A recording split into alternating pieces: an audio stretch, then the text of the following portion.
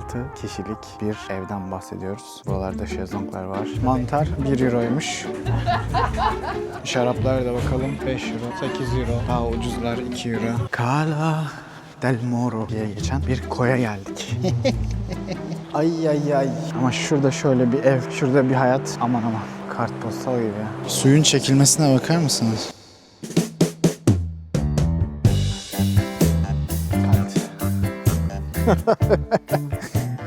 Merhaba. Neredeyiz? Merak ediyorsunuz ya da çoktan başlı okudunuz. Mallorca'dayız. Almanların Malle dediği İspanya'daki toprağı olan Mallorca adasındayız. Şöyle gördüğünüz gibi arkamda güzel bir Airbnb evindeyiz. Hemen burayı da gezdireceğim. Biz buraya şirket olarak geldik. Yaklaşık 4 günlüğüne. 2 günü çoktan geçti. Toplantılar ve workshoplarla. Ve artık hafta sonuna girdik. Sizinle 24 saatte Mallorca turu atacağız. Ama gelin önce bir evden başlayalım. Şöyle güzel bir ev. Aşağıda linkini bırakacağım. Havuzlu. Tabii Aralık ayında olduğumuz için şu an buraya giremiyoruz. Soğuk çünkü. Burada böyle güzel masası var. Şurada da güzel bir masası var. Orada da bir masa daha var. Bayağı 16 kişilik bir evden bahsediyoruz. Yaklaşık 600 euro günlük fiyatı. 8 odası var. İşte 4 tane banyosu var. Kocaman mutfağı var. Her şey genel olarak geniş ve büyük. Burada böyle bir mangal alanı var. Orada masa tenisi var arkadaşlar şurada. Gene burada şezlonglar var. Buralarda şezlonglar var. Böyle güzel bir su var ama dediğim gibi şu an girilemeyecek kadar soğuk. Sonra şurada bir oda daha var. Ev mi diyeyim artık bilmiyorum. Biz kullanmıyoruz ama şöyle şurası oda. Burası da tuvalet böyle. Herhalde ekstra birileri daha gelirse kalırlar diye düşündüler. Onun dışında kocaman bir arazideyiz aynı zamanda. Bakın böyle. Ön tarafta arabalar var. Şurada şöyle arabaların olduğu yerler var. Onun dışında burası nerede kalıyor? Ses Salinas diye bir yerdeyiz. Şöyle bir Mallorca adasına baktığımızda yaklaşık güneydoğusundayız. Aşağıdayız, uçtayız. Burada adanın doğu tarafındaki dün sahile gittik. Çok denize girilecek gibi değildi. Daha dalgalıydı zaten mevsimsel olarak da. Hem de taşlıktı daha ama etrafta çok güzel plajların olduğunu da söylüyorlar. Orada bir deniz feneri de vardı. Deniz fenerinin işte güzeldi yani genel olarak manzara. Dün akşam da çok güzel bir yıldız şöleni vardı. Ya da kayıyordu işte sürekli yıldızlar. Böyle güzel bir manzara eşliğinde hazırsanız Mallorca turumuz başlasın. Şimdi Santanyí diye bir küçük kasabaya geldik. Böyle arkamda gördüğünüz gibi pazar yerleri var. Şurada da hemen bazilikası var bakın. Birazdan oraya da gireceğiz ama böyle güzel küçük bir pazarı var. Hediyelik eşyaların olduğu. Böyle fiyatlar da genelde ortalama. Şuradan bakabiliriz. 2.90'a böyle şeyler satıyorlar. Bakın bu şeymiş. Böyle sarımsak ezeceği falan ortasında şey var. 4.70. Müzik de var ama tabii burada her şey yeni kuruluyor. Saat 10 olmasına rağmen. Çünkü İspanyollar güne geç başlayıp geç bitiriyorlar.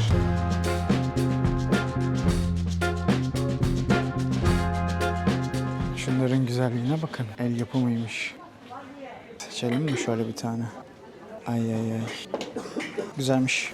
Ya da bunu alalım. 5 euroymuş bu arada arkadaşlar. Bu ada tuzlarıyla ünlüymüş. Bakın domatesli tuz, çilili tuz, Akdeniz tuzları, körili tuz. 3.90, 5.90, 6.90 böyle bayağı değişik ürünler var. Şu an olduğumuz kasaba bir Alman kasabasıymış. Yani Almanların çok yoğunlukla geldiği yer. İşte İngilizlerin daha yoğun yaşadığı yer varmış. Almanların daha yoğun yaşadığı yer varmış. 1 milyonun altında da yaklaşık işte nüfusu var adanın komple. Videonun ilerleyen kısımlarında Palme'ye de gideceğiz. Yani adanın merkezi gibi en büyük yeri. Burada da daha çok zaten İspanyollar yaşıyor.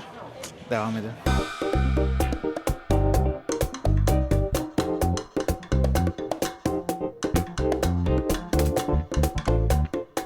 Nereye geldik? Planta de Strenc diye bir yere geldik. Görmüyorsunuz. Paylaşırız. Böyle bir sahil. Çok dalgalı ama çok güzel. Bakar mısınız? Burası aynı zamanda ulusal park gibi. Arkası komple orman. Ve güzel yani. Tam sörflük. Buradan Oğuzhan Bey'e de selam olsun. Buyurun Oğuzhan Bey.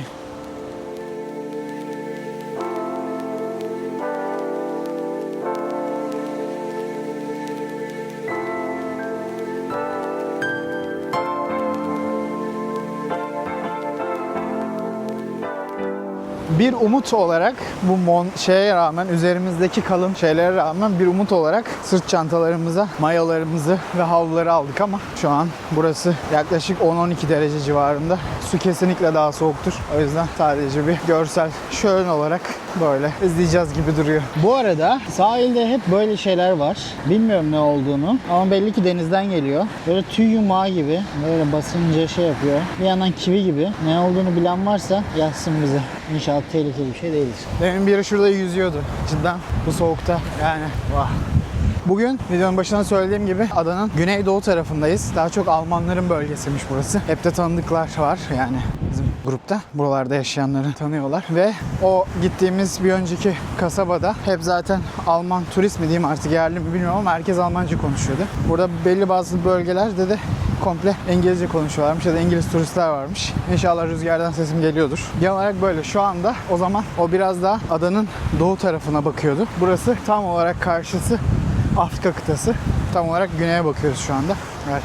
Evet. Lidl'ın İspanya Mallorca şubesine geldik. Şöyle bir bakalım birlikte fiyatlara. Tabii ki sebze meyve dediğimiz zaman burası gayet ucuz.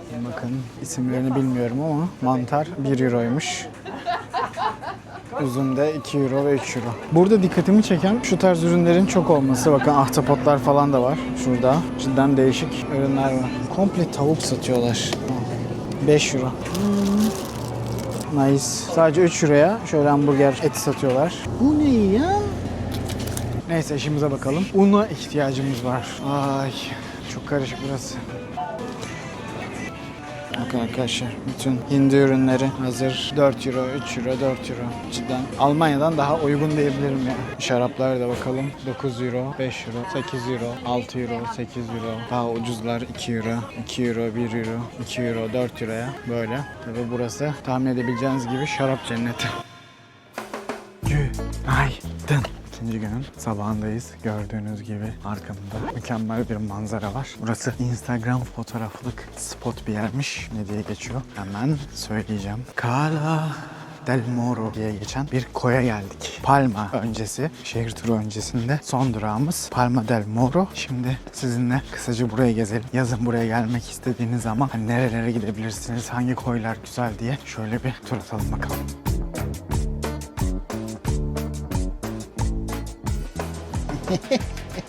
Oy oy oy oy oy oy.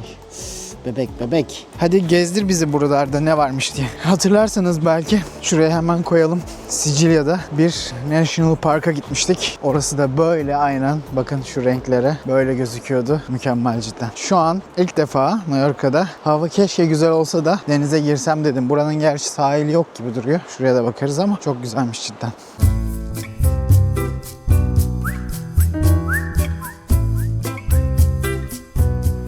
Bakın arkadaşlar cidden şurada bir girilecek şey var, yer var. Burası ama suyun rengini görüyor musunuz? Fena. Ve burası diğer yani bu havada bile dünkü denize göre daha sakin.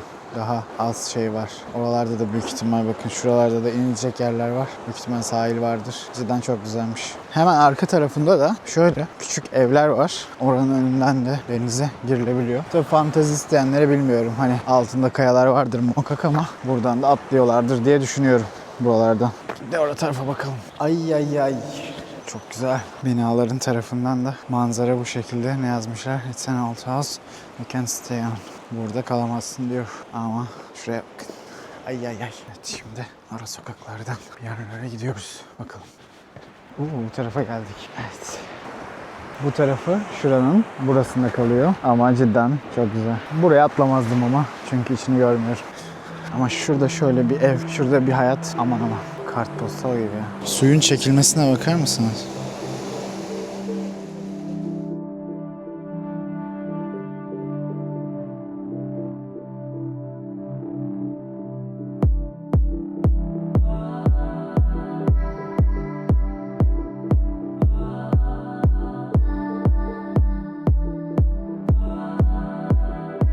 Biz birazdan Palma'ya doğru yola çıkacağız ama o süre zarfında da sizi bu güzel köşeden, güzel koydan manzaralarla bir süreliğine daha baş başa bırakıyorum. Renklerin görüntüsü muazzam. Birazdan Palma'da görüşürüz.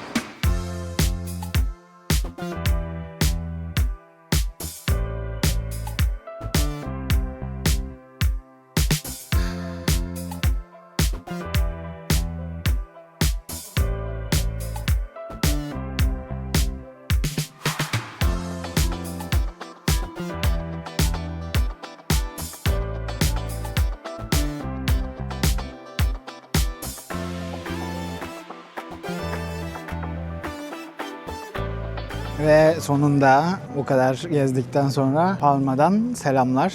Geldik. Uçuşumuzdan önce birkaç saatimiz var burada ve Ballermann'da vakit geçireceğiz. Almanların sevdiği bir nokta. Ama şu an arkamda Parc de la Mar. Hemen şurada da karşımızda da Mallorca'nın katedrali var. Burası, bu alan aslında önceden denizmiş. Gördüğünüz gibi karşıda kale de var. Denize sıfırmış ama sonradan bu parkı yapmışlar bu şekilde. Böyle ve bu suyu koymuşlar. Bu suyu koyma sebepleri de aslında şu an tam olarak 1970'lerde yapılmış. Tam olarak gördüğünüz gibi bu muhteşem yansımayı yakalamak. Çok iyi değil mi? Bu katedral de yaklaşık 400 yıl boyunca yapımı devam etmiş ve 1600'lü yıllarda bitirmişler katedrali. Aynı zamanda bütün bu yapıyı diyeyim. Ve direkt Akdeniz'e bakan tek katedralmiş tarihteki. Bu bilgiyle de ne yapıyorsanız şimdi yapın. Burası çok küçük bir şehir. Daha çok yanlış olmasın ama Mallorcalılar diyeyim bir ismi vardı İspanyolca'da. Ama daha kendilerini Katalan gibi tanıtan, Katalan İspanyol familyasındansa Katalan familyasına ait olan bir topluluk burada yaşıyor. Hani İspanya vatandaşı olarak. Ve onların da ayrı bir dili var. Hatta ilk önce o yazıyor panolarda vesairede. Sonra İspanyolca yazıyor, sonra İngilizce ve Almanca yazıyor. Onun dışında zaten ada genel olarak Almanların ve İngiliz turistlerin çok sevdiği bir ada. Özellikle yazın belki 2 katına çıkıyordur buradaki nüfus. Ve çoğu Alman ve İngiliz turistler oluyor. Genel olarak böyle. Devam ediyoruz. Nereye gideceğimizi bilmiyorum. Grupla birlikte bakalım.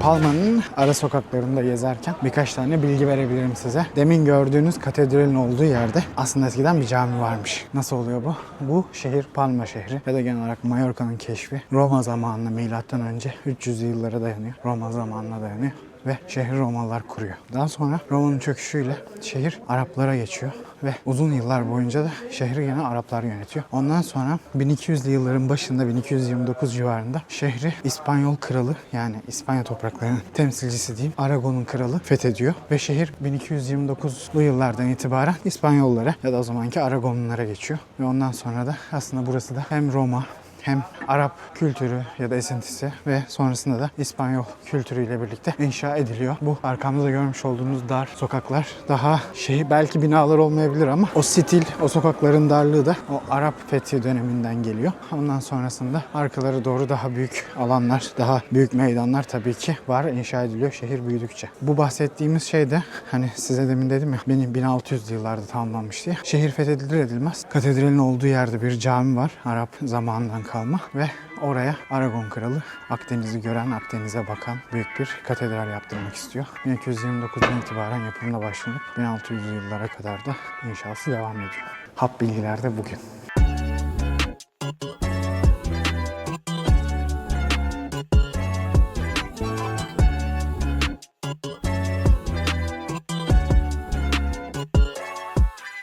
Şehrin dini yapısıyla alakalı da kısa bir şey söyleyebiliriz. Roma zamanı pagan bir şehir. Tabii milattan önce olduğu için otomatik olarak normal pagan olması. Hristiyanlık daha ortaya çıkmadığı için. Sonrasında tabii Müslümanlara geçiyor ve Müslüman oluyor şehir. Hala da bazı sokaklar, yani ben görmedim şu anda öyle bir sokak ama bazı sokakların isimlerinin Arapça olduğu ve o isimlerin hala o şekilde telaffuz edildiği söyleniyor. Ama onun dışında genel olarak benim de Berlin'den protestan bir şehir, ağırlıklı bir şehir olduğu için orada hani dini yapıları da karşılaştırma fırsatı oluyor arada. Burası ağır bir Katolik şehri. Papa'ya bağlı klasik bir Katolik şehri. Kiliseler aynı şekilde o şekilde. Her yerde işte din görevlileri vesaire geziyor. Çok böyle haç vesaire balkonlarda onları da görüyoruz. Genel olarak yapısı bu şekilde diyebiliriz.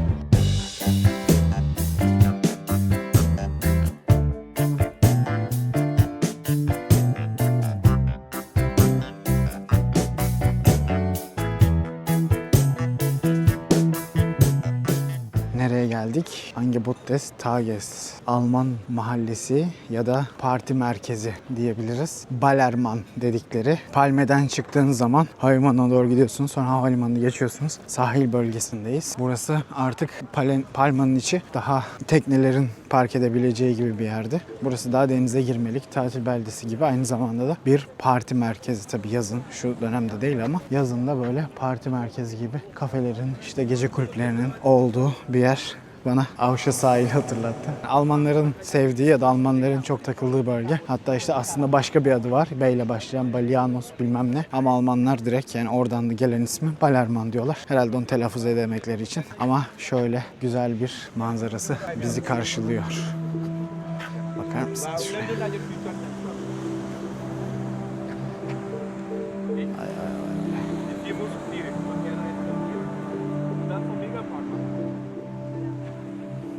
Böyle.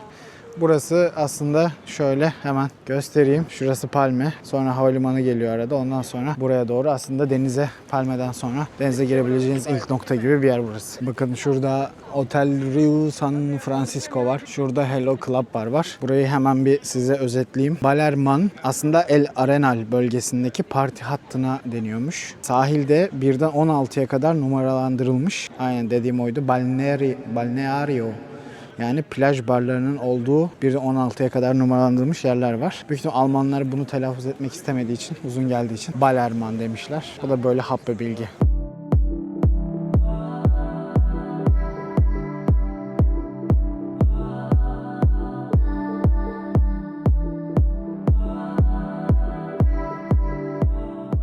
Evet, güneşi batırdık, bir şeyler yedik. Şimdi artık dönüş yolundayız. Birkaç saat sonra uçağımız kalkacak. İş gezisinden bir vlog çıkarmaya çalıştım. Umarım beğenmişsinizdir. Umarım Mallorca hakkında şu an, Mallorca adası hakkında fikriniz vardır. Kanalımızı takip etmeyi, bildirimleri açmayı, beğenmeyi unutmayın. Teşekkür ederiz. Bir sonraki videoda görüşmek üzere. Mallorca'dan selamlar.